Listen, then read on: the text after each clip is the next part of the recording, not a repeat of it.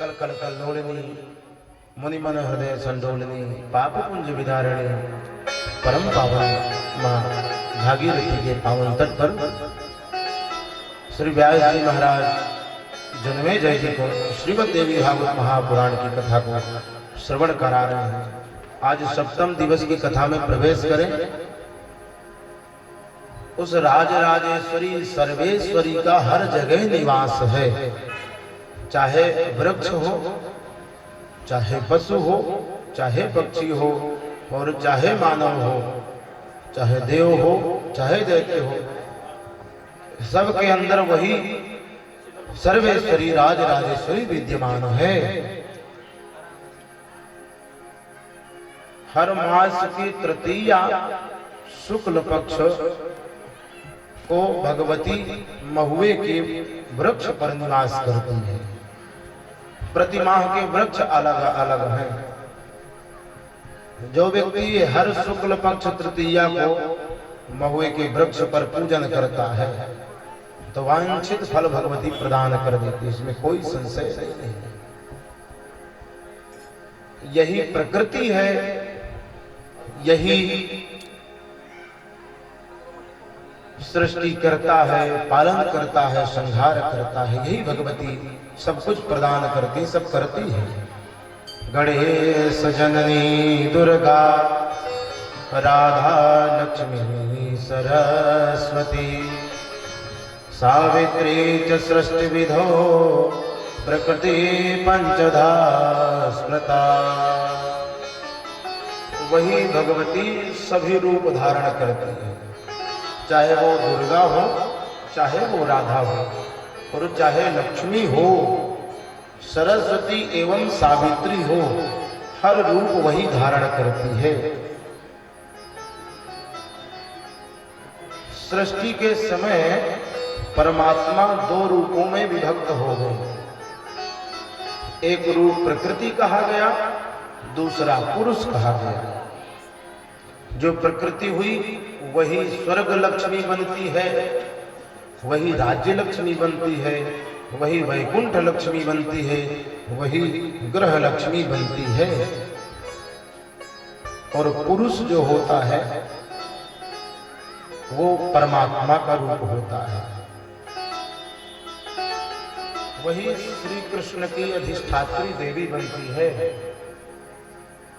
वही वृषभानु की पुत्री बनती है, वही राधा बनती है, वही गंगा बनती है, वही तुलसी बनती है और वही मनसा देवी बनती है, वही मंत्रों की अधिष्ठात्र देवी बनती है, वही भगवती मंगल चंडिका बनती है। सारे रूप उसी के हैं। पराशक्ति से काली का भी प्राकट्य होता है। वसुंधरा देवी भी वही कहलाती है। जैसे स्वाहा देवी अग्नि भगवान की पत्नी हैं। ये भी हमें स्मरण रखना चाहिए कि अग्नि देव की पत्नी कौन है, वायु की पत्नी कौन है, पितरों की पत्नी कौन है, ये हमें स्मरण करना चाहिए। तो अग्नि देव की पत्नी स्वाहा देवी है, पितरों की पत्नी का नाम स्वधा देवी, यज्ञ देव की पत्नी का नाम दक्षिणा एवं दीक्षा है। जो हम यज्ञ करते हैं ये यज्ञ परमात्मा का नाम है, यज्ञ नारायण। इस यज्ञ में आचार्य गण 108 दुर्गा सप्तशती का पाठ करते हैं, नवारण मंत्र का जप करते हैं, नित्य प्रति देवताओं के लिए आहुतियां प्रदान करते हैं। नित्य प्रति 5000 आहुतियां, 10,000 आहुतियां इस तरह से प्रदान करते हैं सारे आचार्य गण यजमान मिलकर के। इस यज्ञ का बड़ा महत्व है। तो बोले इनकी पत्नी कौन है? बोले इनकी पत्नी का नाम दक्षिणा है। तो जब यज्ञ करते हैं तो दक्षिणा जरूर हमें अर्पित करना चाहिए। वो यज्ञ नारायण की पत्नी है, दीक्षा भी पत्नी है। गणपति की पत्नी का नाम पुष्टि देवी है, अनंत देव की पत्नी का नाम तुष्टि देवी है, एवं भगवान धृति कपिल देव भगवान की पत्नी है। सत्यदेव की पत्नी सतीदेव, मोह की पत्नी दया है। मतलब जब तक मोह नहीं होगा किसी व्यक्ति से तो दया नहीं आएगी, तो मोह की पत्नी का नाम दया। प्रतिष्ठा की पत्नी का नाम पुण्य। जब तक पुण्य नहीं करेंगे तो प्रतिष्ठा नहीं होगी। उद्योग की पत्नी का नाम है क्रिया। जब तक कोई कार्य नहीं करेंगे तो कोई भी उद्योग सिद्ध नहीं होगा। सुशील की पत्नी का नाम है शांति और क्षमा। जब हमारे अंदर सुशीलता आएगी, विनम्रता आएगी, नम्रता आएगी, तब क्षमा और दया हृदय में प्रवेश करेंगे, नहीं तो नहीं प्रवेश कर जाएंगे। हृदय ही सरल नहीं है।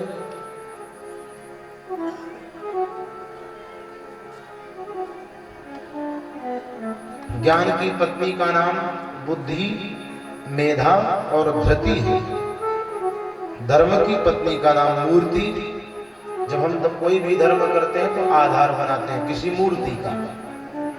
धर्म की पत्नी का नाम मूर्ति। रुद्र की पत्नी का नाम कालाग्नि, सिद्ध योगिनी और निद्रा। ये रुद्र की पत्नियों के नाम है। इसी तरह से लोभ की पत्नी भी है। तेज की पत्नी है ज्वर की पत्नी। ज्वर की पत्नी कौन? जरा और मृत्यु। ये ज्वर की पत्नी के नाम है। देवताओं की मां कौन है? कोई पूछे तो तुरंत बताइए। देवताओं की माता का नाम अदिति है और दैत्यों की माता का नाम दिति है।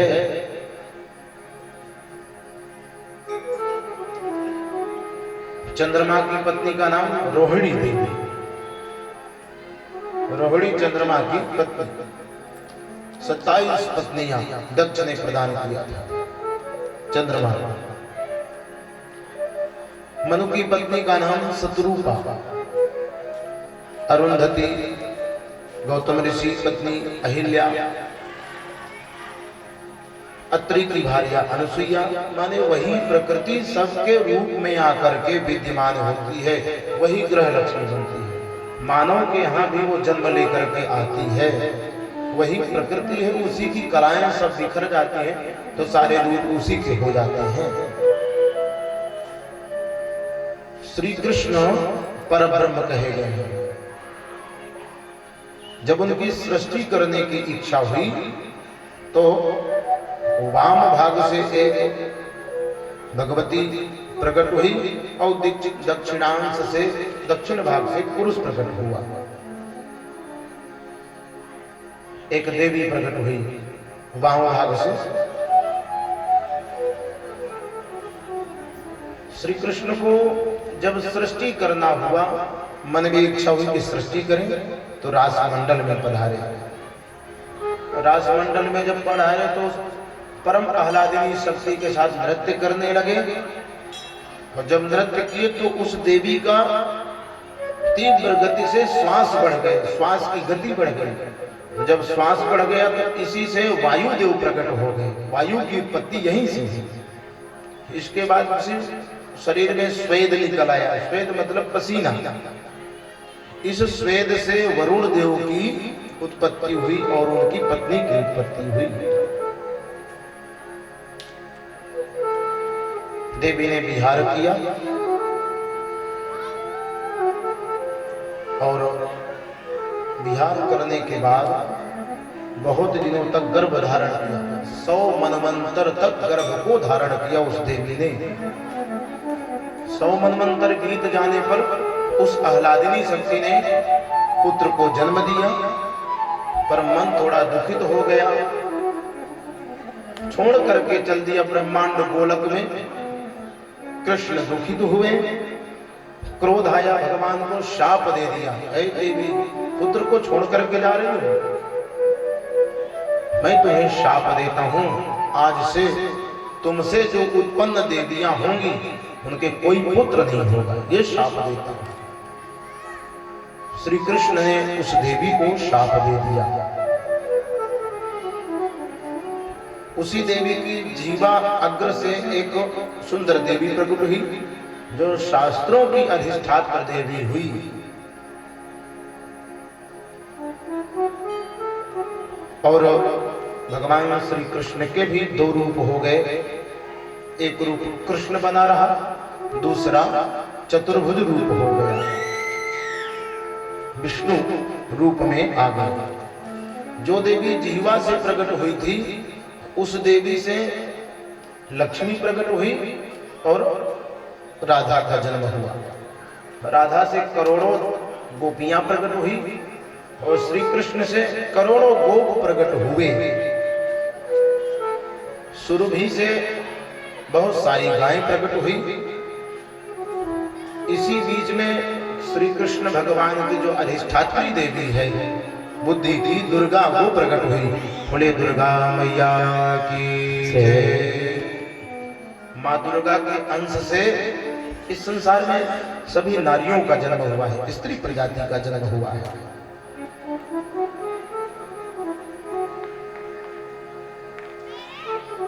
नारायण की नाभि से सुंदर कमल निकला, कमल में ब्रह्मा जी निकले, ब्रह्मा जी के चार मुख प्रकट हो गए।